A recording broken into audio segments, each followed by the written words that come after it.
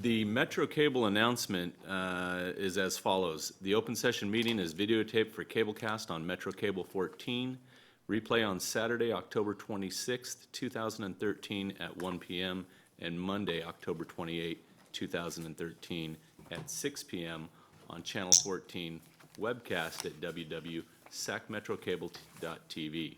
The open session meetings are also available for viewing on the district website at www.metrofire.ca.gov. We have an opportunity for the public to discuss matters of public interest within jurisdiction, including items on or not on the agenda. I have no speaker cards. Do you have any speaker cards? No, I do not. All right, then. Moving on to our first item would be the consent. I didn't know that I would need to turn one, but I do have a You'd like to speak? situation I'd like to discuss. I think we can grant you that. Please come to the podium and state your name. This microphone? I believe that may work. Do I need one? Anyway, I'm here this evening. My name is George McKinley. I'm here as a concerned taxpayer.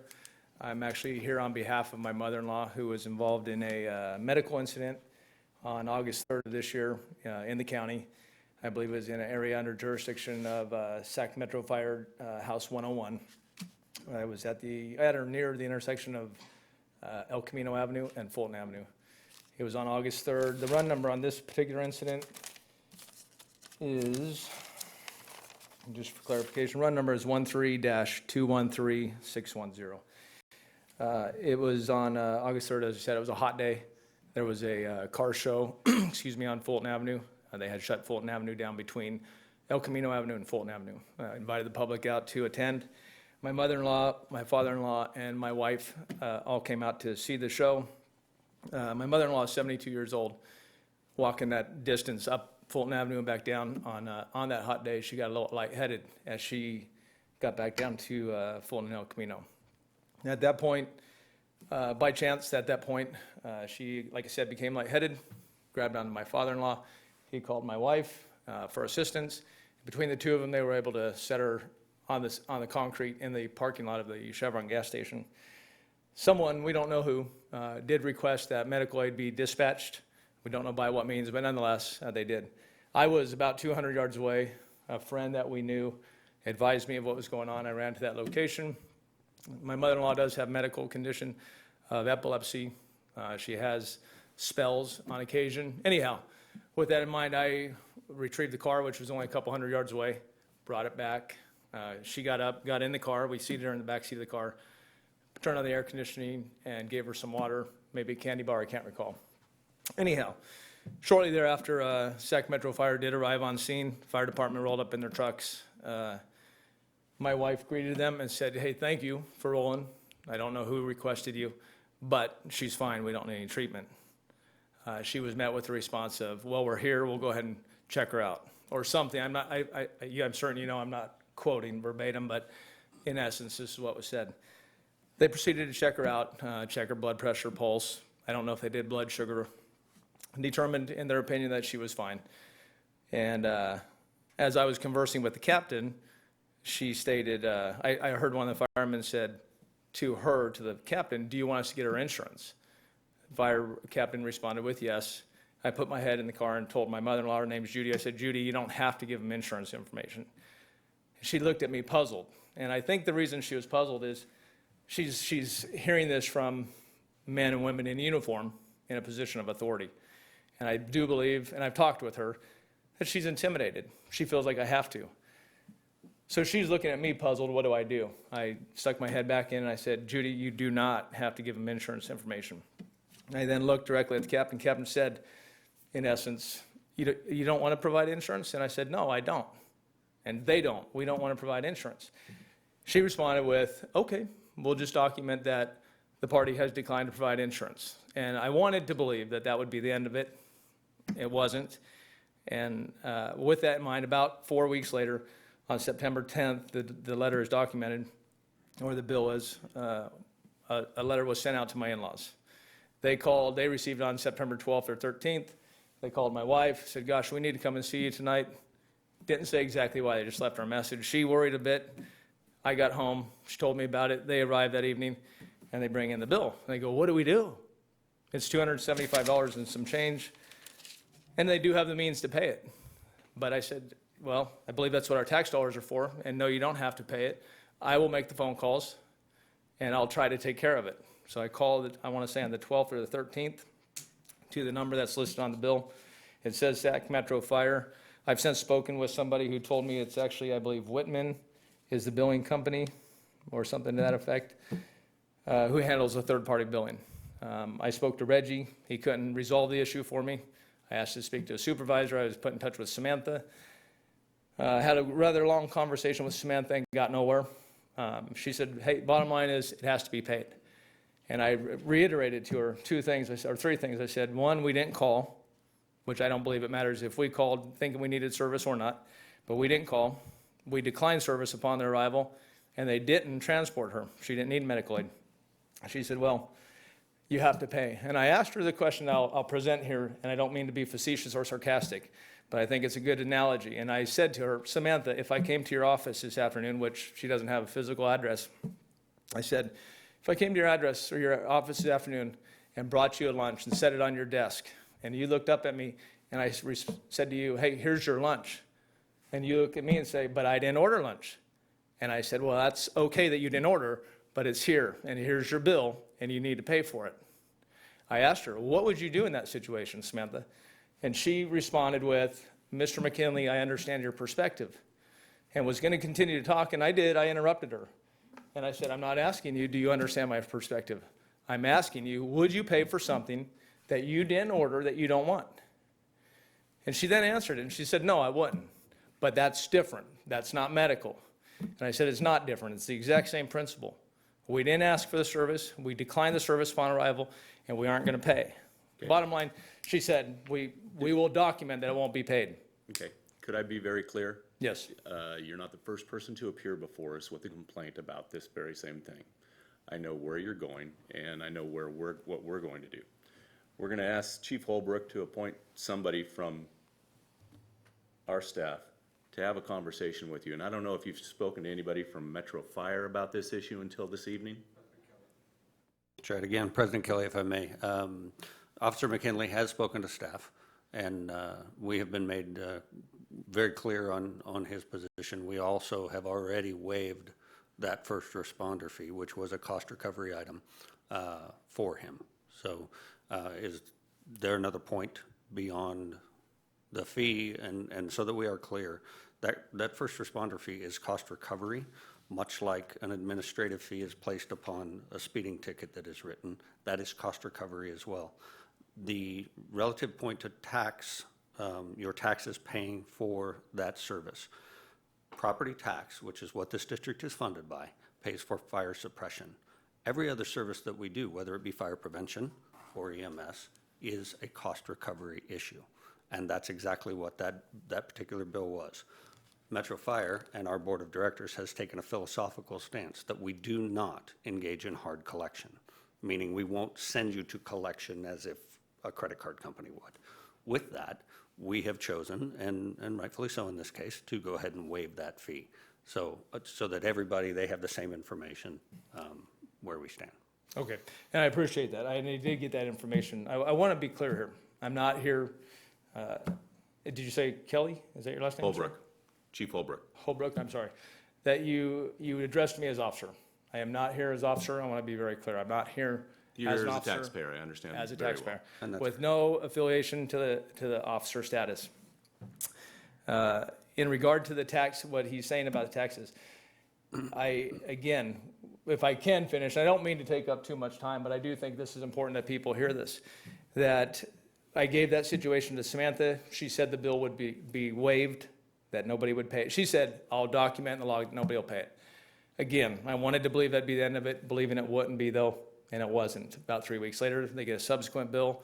The same conditions happened. I didn't state the first time, but I've been married 24 years. I've known my mother-in-law probably 28, 29 years, and she is a worrisome type. She frets. She actually drives my father-in-law a little bit crazy at times because she doesn't sleep. And I'm sincere when I look you in the eye and tell you, I believe she lost sleep which in turn caused my father-in-law to lose sleep because of this, because it wasn't resolved. As I spoke with, I believe it's Assistant Chief Clue, Clough, thank you. As I spoke with him, he expressed to me what you just said, that we don't do a hard collection. And if somebody ultimately says, I won't pay, we're not going to send any collections. And we said we also don't collect from those who can't pay. But if somebody can't pay, we collect. And it is my position, and this is why I think it's important for the public to hear. I believe that we're penalizing the good behavior. I'm out there with insurance, she's out there with insurance, and because there's a dime in my pocket, it's going to be retrieved. But on the other hand, if I simply can't, so be it. I could call you 100 times because I have a headache. And you'll roll 100 times, and it makes you look very busy. It makes the stats look at how many times we rolled out here. Look at how many calls our rigs went on. And that, in turn, substantiates the existence of all those rigs. I believe, on the other hand, our tax dollars should be spent properly and efficiently. And rather than rolling a rig out to a medical call, she's not on fire, and I don't mean to be facetious, but she's not on fire. We need an ambulance at best, and again, we didn't call, but she needs medical aid.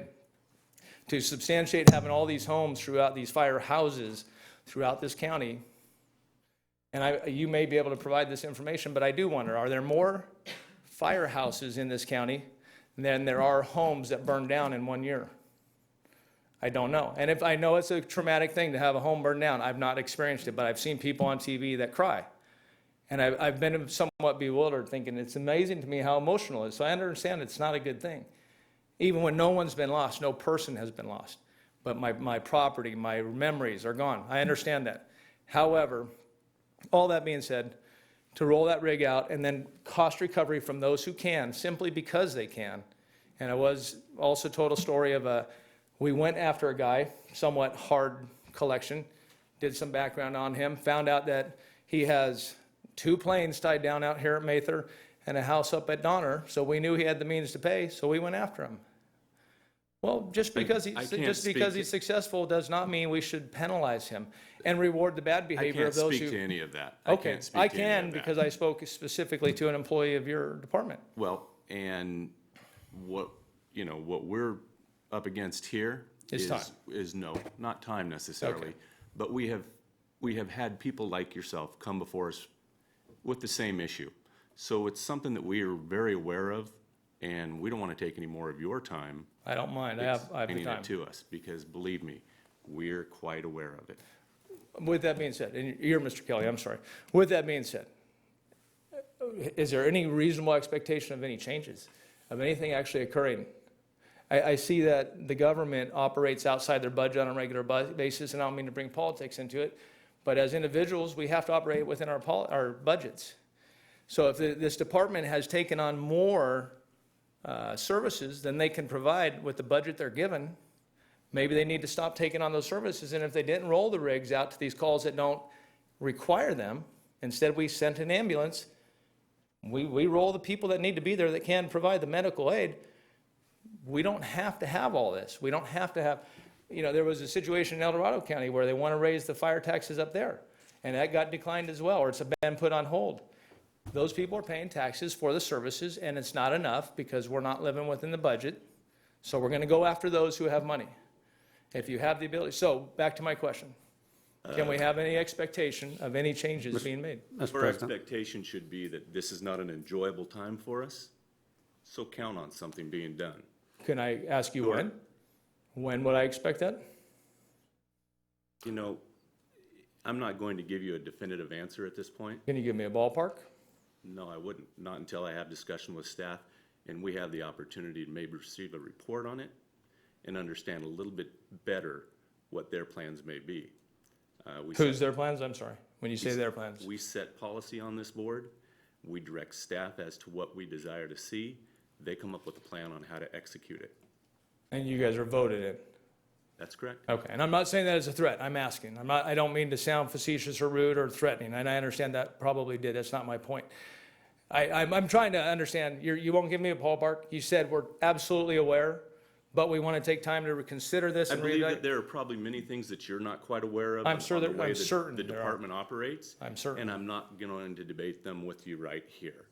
But I think I've been quite generous. Typically, we give an individual at that podium 3 minutes. You've had far longer than that. I apologize. And I'm I've trying to get my point explained to you across. that we all understand the issue pretty well. But with that being said, we understand it well, but we want time to reconsider it, and we won't give you a date when we'll get back to you. Does that seem inconsistent to you? Because it does to me. Our board agendas are online. Start paying attention to what goes on at the district, I will, and you know what? You'll see it when it comes up. but we don't know when. I can't tell you exactly when, no. But can you give me a ballpark? I mean, it's a fair. I'm not trying to be rude. I'm asking. No, you're asking and I'm not answering you. I'm not going to give you a So that would be ballpark. rude. I'm not going to tell you within the next 2 weeks and then it not happen in the next 2 Well, weeks. then why not make it happen in the next 2 weeks? Because it will happen when it happens. When it and happens, I- when it's convenient for you. And see, this is not, I want this to be clear, sir. This is not about me. It's not specifically about my in-laws. I understand. It's about all of us as taxpayers that are working hard, and we see these people out here taking after-tax dollars, whether it's the guy standing on the corner or whoever's not being efficient here, And and at you this won't give me point- an answer. No, at this point, what you're asking for is a bit unreasonable. How so? How so? Because I can't tell you that it's going to happen in 2 weeks. I could tell you inside of 6 months. Look for it inside of 6 months. You know what? Leave your name with the board clerk, and when it does come up, So now- I'll personally call you and tell you about So it. now that I've pressed you for an answer, you'll give me 6 months, within 6 months. That's what I said. Okay. That's what I asked for at the beginning, and you said you wouldn't do that. I don't think it's practical. Well, I know your name. I imagine you're a man of your word. You say within 6 months, which I do think is an extensive period of time and not reasonable, but nonetheless, I have a ballpark. I haven't promised you anything. So in other other than to words, be able don't to- count on your word. No. That's not what I said. Okay, I'm asking, what did you mean then? What I mean is that I can't guarantee you what changes may be made.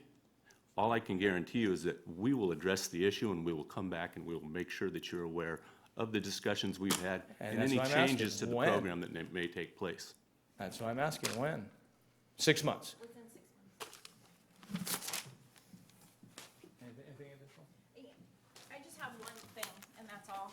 It's just, my mom was, I would say, the victim of an intimidation, because if we were not there to stop her from giving her insurance company, or insurance information, she would have given it. And I wonder how many other citizens would do the same thing, just because a person in uniform is asking for that information.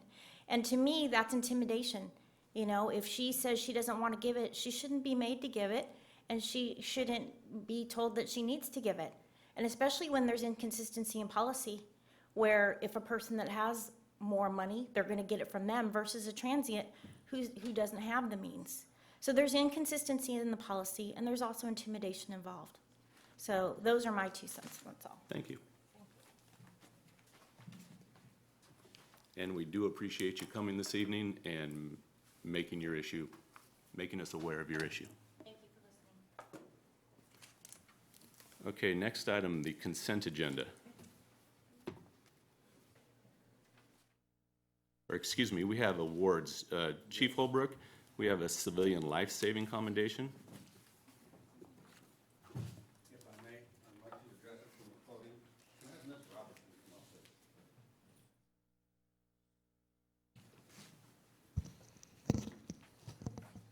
Much better shot of you on TV up here.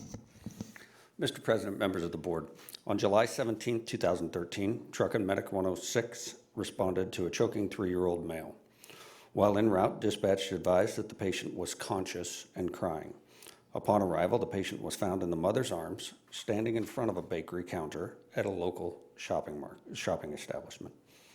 The information obtained from a bystander includes details that Monique Robertson had performed the Heimlich maneuver on a child several times.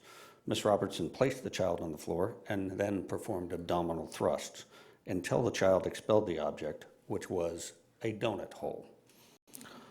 Captain McGrew of Truck 106 recommended Ms. Robertson for this commendation because he believes that her efforts are the sole reason that this child is alive today. Ms. Robertson is a proud and active member in the United States Air Force. She is trained as an EMT and is CPR certified. It is with great honor that I present to Ms. Monique Robertson the Certificate for Life-Saving Commendation. This commendation is for extraordinary efforts to protect and preserve human life on July 17th, 2013. Ms. Robertson, it is my distinct honor to present you with this commendation. Thank you very much. Would you like to say a few words? No? All right, thanks. Brenda, can we get a picture?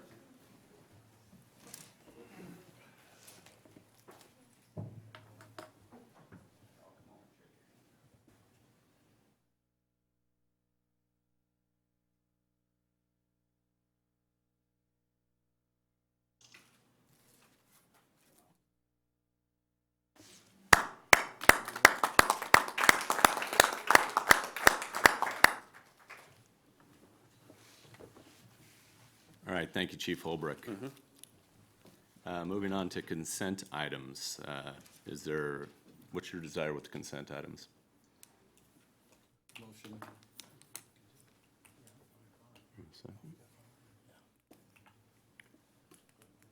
Need a motion. Yeah, Okay. that's why I say motion, yeah. All right, we have a motion, Second. and we have a second. Motion by Director Wood, second by Director Clark. Please call the roll. Director Wood? Aye. Director Scheidegger? Aye.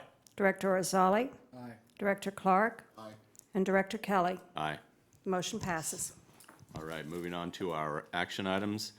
First item under the action items would be Mr. Davis. Tenant improvements at 2101 Hurley. Director Larry Davis, the Chief Development Officer.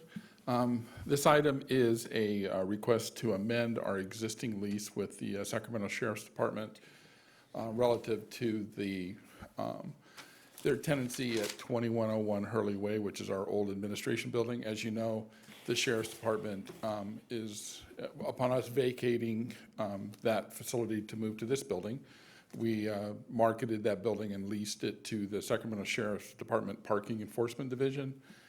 And part of that lease agreement was in order to make the building suitable for them and make the tenant improvements necessary for them to operate there, we agreed to, within the lease, can make those tenant improvements and then get reimbursed by the Sheriff's Department. The project is going along really well, and I encourage you to go by and take a look. It's, it's different seeing in our old building with the sheriff's logo out front, but it's coming along really well. And they have asked to augment their agreement and expand a part of the building that they weren't going to previously expand, and that's going to cost about $123,000 more. So we had Roblin, the architect, put together drawings. We sent it back out to the bidders. We checked with our attorneys about the appropriateness of doing it and not having to go back out to bid again, and we were reassured that it was appropriate to do it that way. The bid came back at,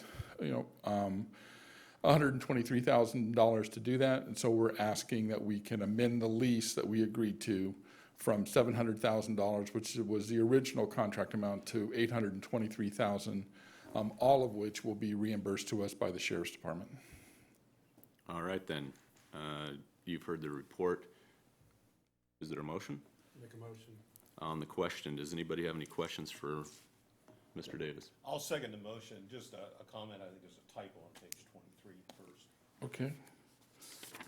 Given that, Oh, yeah, first. So, The word who first. you say it? First? oh, right. first, Yeah, word first. well, it's the first amendment to the lease. No, it's the typo. The word first is misspelled. Yes, it's, Minor point. right. Oh, okay, I will look at it. Director Orzali has a question. Yes. Larry, Oh, at the very top, I'm sorry. Okay. Took me a minute. could you just succinctly tell us how this came about? This what appears to be a glitch in the contract for the additional amount? Well, it was an unexpected, kind of an opportunity when the sheriff's office, sort of the whole history behind the move, sheriff's office was at a location near Hurley, and they were at the end of their lease, and they were unable to come to resolution with their landlord, and so they were under some pressure to get out of that building and into another space. We accommodated their urgency and put together tenant improvements that were sufficient to get them into the space.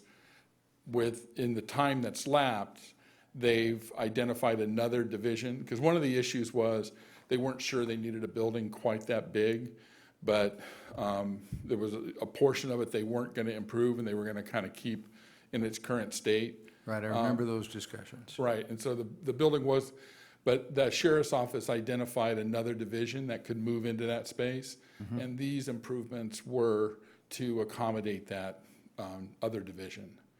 I see, okay. So it was unanticipated at the time of the original lease, and it was, so what, It that's just why it was. wasn't clear to me what the process was, and I was concerned that somewhere along their line, there'd been a glitch in the process that we might future tense avoid. No, I mean, we intentionally decided at the initiation just to get things, moving, to leave that space kind of in its current state. And then in the intervening time, the sheriff identified another division to go into that space. All right, then. Any other questions? So Go it ahead. wasn't just a change order then? No, Okay. no, it's a complete. New work. Right. It's completely new. All right. Yeah, The and tenant is paying for the. the tenant is paying 100, there's no cost to the district on this. All right, then the motion was by Director Wood and the second was by Director Scheidegger. Board Clerk, will you please call the roll? Directors Wood. Scheidegger. Aye. Orzali. Aye. Clark. Aye. And Kelly. Aye. Motion passes. All right, item number 2 under our action items would be Chief Holbrook to discuss the municipal revenue enhancement services recommendation. Mr. President, members of the board, the staff report before you tonight is for a sole source contract award for professional consulting services to Muni Service.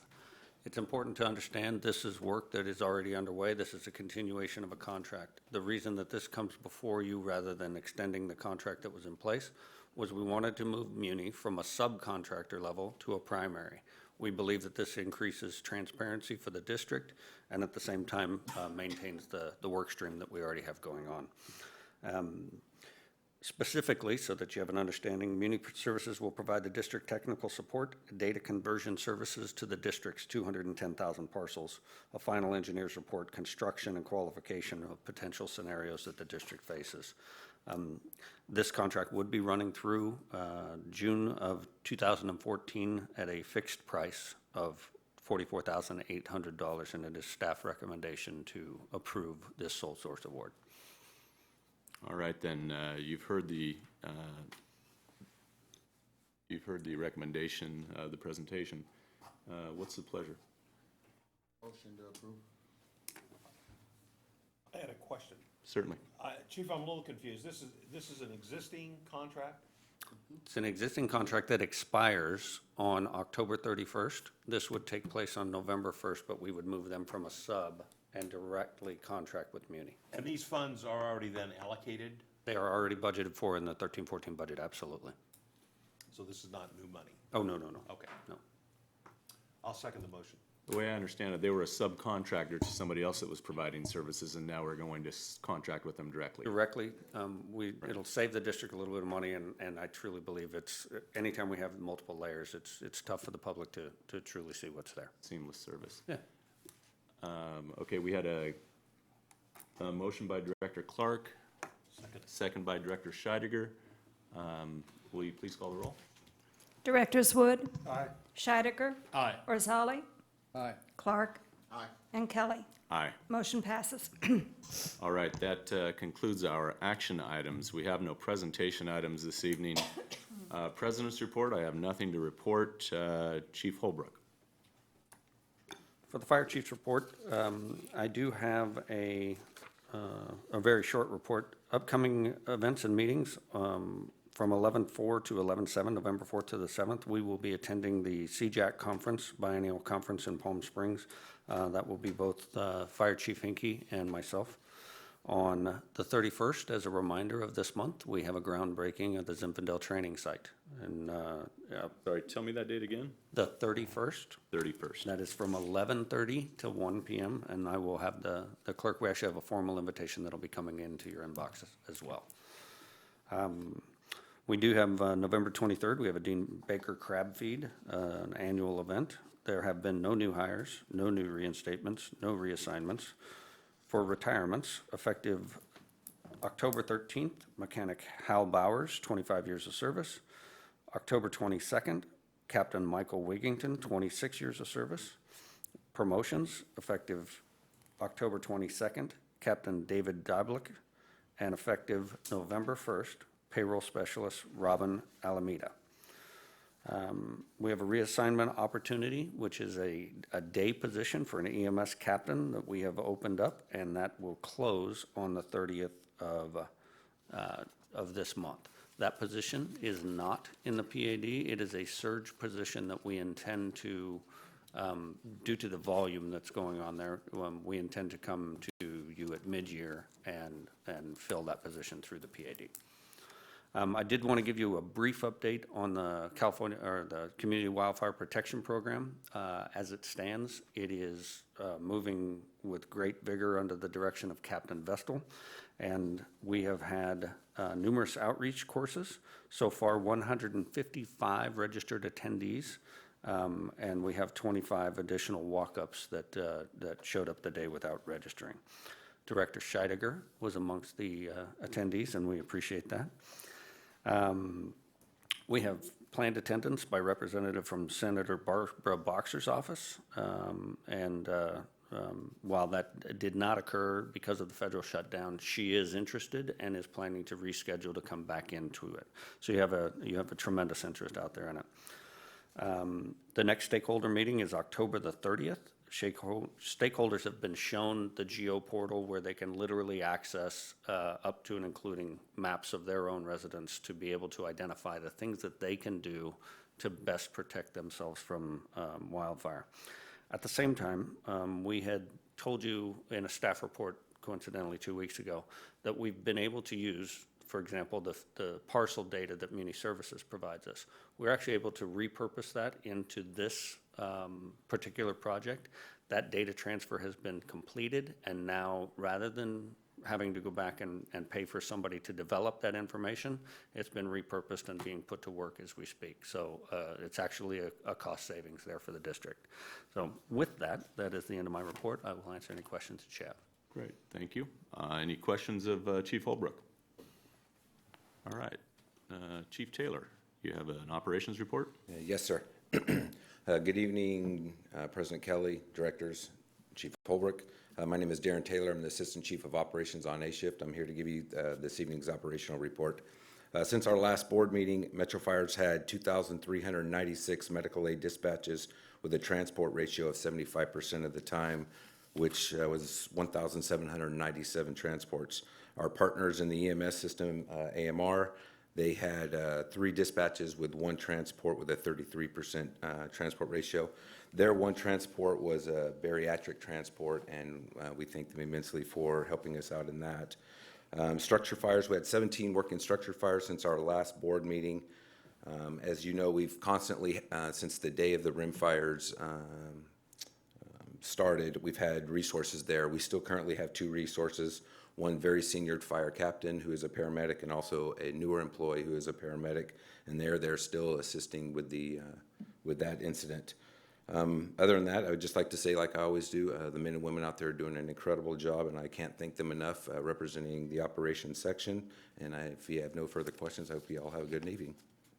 Thank you, Chief Taylor. All right, moving on to, we have General Counsel's report. No report this evening.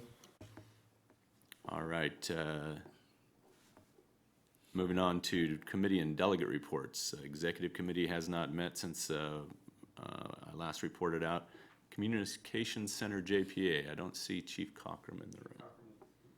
Chief Cochran was unable to attend tonight. The Communications Center JPA met today, and unfortunately, he slipped out without providing me an update, so I will catch you on the 24th after their next meeting. All right. Finance Committee, Director Scheidegger, or excuse me, California Fire Rescue Training, JPA. The JPA has not met since Director Gould last reported out, and we have a meeting scheduled on the 6th of November. Director Scheidegger, Finance. Thank you. The next Finance Committee meeting will be on November 14th, right here, 5 o'clock.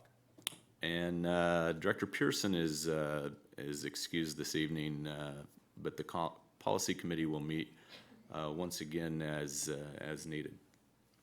Moving on to, well, you want to roll through board member questions or comments before closed session? Closed session could be a little while. All right. Board member questions and comments, starting with you, Director Wood. Just want to tell Chief Holbrook I appreciate his recognition of Ms. Robertson tonight. It's a good thing to see us getting involved and getting the community involved and recognizing their good work. And also, I think Captain McGrew needs to be commendated for making the recommendation as well. It's good that this comes from within and our own employees. So thank you. Yes. Director Clark. Yes, I'd like to echo the words of Director Wood regarding Monique Robertson. Congratulations, and I want to thank her for her heroism and involvement with saving this child's life. That's all I have, Mr. Chair.